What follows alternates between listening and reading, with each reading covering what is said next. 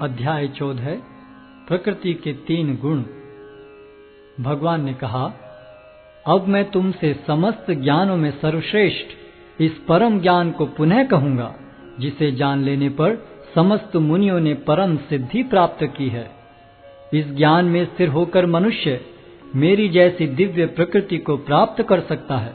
इस प्रकार स्थित हो जाने पर वह न तो सृष्टि के समय उत्पन्न होता है और न प्रलय के समय विचलित होता है। हे भरतपुत्र, ब्रह्म नामक समग्र भौतिक वस्तु जन्म का स्रोत है और मैं इसी ब्रह्म को गर्भस्थ करता हूँ, जिससे समस्त जीवों का जन्म संभव होता है। हे कुंती पुत्र, तुम यह समझ लो कि समस्त प्रकार की जीव योनियां इस भौतिक प्रकृति में जन्म द्वारा संभव हैं और मैं उनका बीज प्रदाता पिता हूँ। भौतिक प्रकृति 3 गुणों से युक्त है। ये हैं सतो, रजो तथा तमोगुण। हे महाबाहु अर्जुन, जब शाश्वत जीव प्रकृति के संसर्ग में आता है तो वह इन गुणों से बंध जाता है। हे निष्पाप, सतोगुण अन्य गुणों की अपेक्षा अधिक शुद्ध होने के कारण प्रकाश प्रदान करने वाला और मनुष्यों को सारे पाप कर्मों से मुक्त करने वाला है। जो लोग इस गुण में स्थित होते हैं वे सुख तथा ज्ञान के भाव से बंध जाते हैं। हे कुंती पुत्र, रजोगुण की उत्पत्ति असीम आकांक्षाओं तथा तृष्णाओं से होती है और इसी के कारण से यह देहधारी जीव सकाम कर्मों से बंध जाता है। हे भरतपुत्र, तुम जान लो कि अज्ञान से उत्पन्न तमोगुण समस्त देहधारी जीवों का मोह है। इस गुण के प्रतिफल पागलपन, आलस तथा नींद हैं, जो बद्ध जीव को बांधते हैं। हे भरतपुत्र, सतोगुण मनुष्य को सुख से बांधता है, रजोगुण सकाम कर्म से बांधता है और तमोगुण मनुष्य के ज्ञान को ढककर उसे पागलपन से बांधता है। हे भरतपुत्र, कभी कभी सतोगुण रजोगुण तथा तमोगुण को परास्त करके प्रधान बन जाता है, तो कभी रजोगुण सतोगुण तथा तमोगुणों को परास्त कर देता है और कभी ऐसा होता है कि तमोगुण सतो तथा रजोगुणों को परास्त कर देता है। इस प्रकार श्रेष्ठता के लिए निरंतर स्पर्धा चलती रहती है। सतोगुण की अभिव्यक्ति को तभी अनुभव किया जा सकता है जब शरीर के सारे द्वार ज्ञान के प्रकाश से प्रकाशित होते हैं। हे भरतवंशियों में प्रमुख, जब रजोगुण में वृद्धि हो जाती है तो अत्यधिक आसक्ति, सकाम कर्म, गहन उद्यम तथा अनियंत्रित इच्छा एवं लालसा के लक्षण प्रकट होते हैं। जब तमोगुण में वृद्धि हो जाती है तो हे कुरुपुत्र, अंधेरा, जड़ता, प्रमत्तता तथा मोह का प्राकट्य होता है। जब कोई सतोगुण में मरता है तो उसे महर्षियों के विशुद्ध उच्चतर लोकों की प्राप्ति होती है। जब कोई रजोगुण में मरता है तो वह सकाम कर्मियों के बीच में जन्म ग्रहण करता है और जब कोई तमोगुण में मरता है तो वह पशु योनि में जन्म धारण करता है।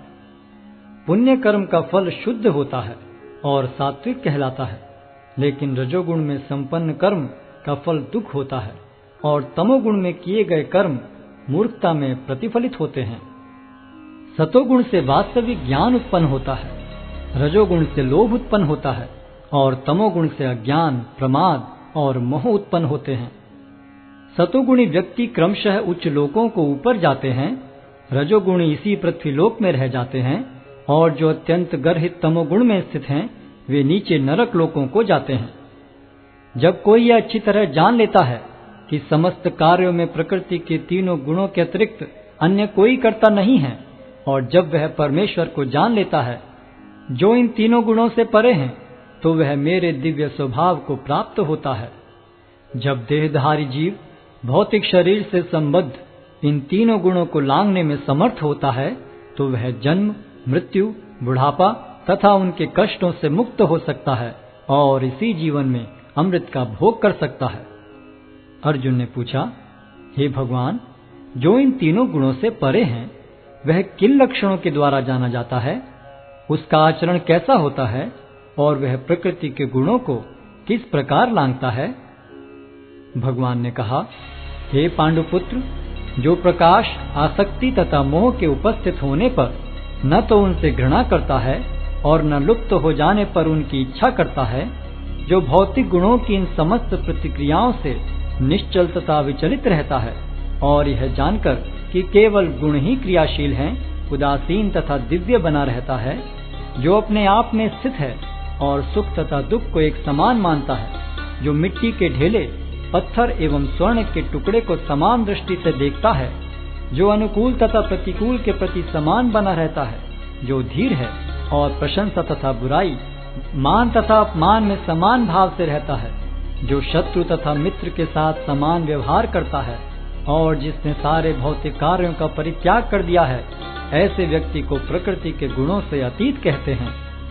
जो समस्त परिस्थितियों में अविचलित भाव से पूर्ण भक्ति में प्रवृत्त होता है, वह तुरंत ही प्रकृति के गुणों को लांघ जाता है और इस प्रकार ब्रह्म के स्तर तक पहुंच जाता है। और मैं ही उस निराकार ब्रह्म का आश्रय हूँ, जो अमर्त्य, अविनाशी तथा शाश्वत है और चरम सुख का स्वाभाविक पद है।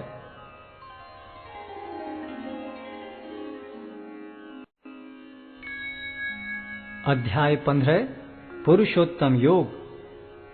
भगवान ने कहा जाता है कि एक शाश्वत अश्वत्थ वृक्ष है, जिसकी जड़ें तो ऊपर की ओर हैं और शाखाएं नीचे की ओर तथा पत्तियां वैदिक स्तोत्र हैं।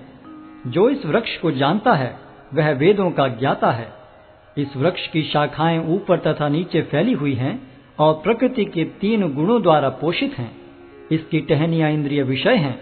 इस वृक्ष की जड़ें नीचे की ओर भी जाती हैं, जो मानव समाज के सकाम कर्मों से बंधी हुई हैं।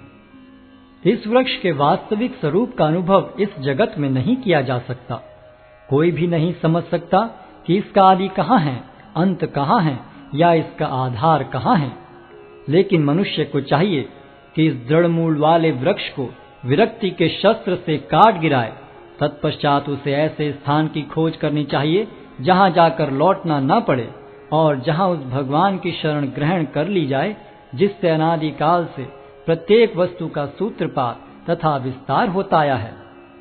जो झूठी प्रतिष्ठा, मोह तथा कुसंगति से मुक्त हैं, जो शाश्वत तत्व को समझते हैं, जिन्होंने भौतिक काम को नष्ट कर दिया है, जो सुख तथा दुख के द्वंद्व से मुक्त हैं और जो मोह रहित होकर परम पुरुष के शरणागत होना जानते हैं, वे उस शाश्वत राज्य को प्राप्त होते हैं। वह मेरा परम धाम न तो सूर्य या चंद्र के द्वारा प्रकाशित होता है और न अग्नि या बिजली से। जो लोग वहां पहुंच जाते हैं, वे इस भौतिक जगत में फिर से लौट कर नहीं आते। इस बद्ध जगत में सारे जीव मेरे शाश्वत अंश हैं। बद्ध जीवन के कारण वे 6 इंद्रियों से घोर संघर्ष कर रहे हैं, जिनमें मन भी सम्मिलित है। इस संसार में जीव अपनी देहात्म बुद्धि को एक शरीर से दूसरे में उसी तरह ले जाता है जिस तरह वायु सुगंधि को ले जाता है। इस प्रकार वह एक शरीर धारण करता है और फिर इसे त्याग कर दूसरा शरीर धारण करता है। इस प्रकार दूसरा स्थूल शरीर धारण करके जीव विशेष प्रकार का कान, आंख, जीभ, नाक तथा स्पर्श इंद्रिय प्राप्त करता है, जो मन के चारों ओर संपुंजित हैं। इस प्रकार वह इंद्रिय विषयों के एक विशिष्ट समुच्चय का भोग करता है। मूर्ख न तो समझ पाते हैं कि जीव किस प्रकार अपना शरीर त्याग कर सकता है, न ही वे यह समझ पाते हैं कि प्रकृति के गुणों के अधीन वह किस तरह के शरीर का भोग करता है। लेकिन जिसकी आंखें ज्ञान में प्रशिक्षित होती हैं, वह यह सब देख सकता है। आत्म साक्षात्कार को प्राप्त प्रयत्नशील योगी जन यह सब स्पष्ट रूप से देख सकते हैं। लेकिन जिनके मन विकसित नहीं हैं और जो आत्म साक्षात्कार को प्राप्त नहीं हैं, वे प्रयत्न करके भी यह नहीं देख पाते कि क्या हो रहा है। सूर्य का तेज जो सारे विश्व के अंधकार को दूर करता है, मुझसे ही निकलता है।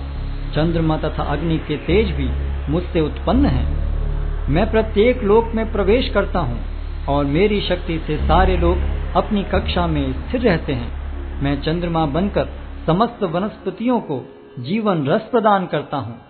मैं समस्त जीवों के शरीरों में पाचन अग्नि हूँ और मैं श्वास प्रश्वास में रहकर 4 प्रकार के अन्नों को पचाता हूँ। मैं प्रत्येक जीव के हृदय में आसीन हूँ और मुझसे ही स्मृति, ज्ञान तथा विस्मृति होती है। मैं ही वेदों के द्वारा जानने योग्य हूँ। निस्संदेह मैं वेदांत का संकलन करता तथा समस्त वेदों का जानने वाला हूँ। जीव 2 प्रकार के हैं, च्युत तथा अच्युत। भौतिक जगत में प्रत्येक जीव च्युत होता है और आध्यात्मिक जगत में प्रत्येक जीव अच्युत कहलाता है। इन दोनों के अतिरिक्त एक परम पुरुष परमात्मा है जो साक्षात अविनाशी भगवान है और जो तीनों लोकों में प्रवेश करके उनका पालन कर रहा है। चूंकि मैं क्षर तथा अक्षर दोनों के परे हूँ और चूंकि मैं सर्वश्रेष्ठ हूँ, अतएव मैं इस जगत में तथा वेदों में परम पुरुष के रूप में विख्यात हूँ।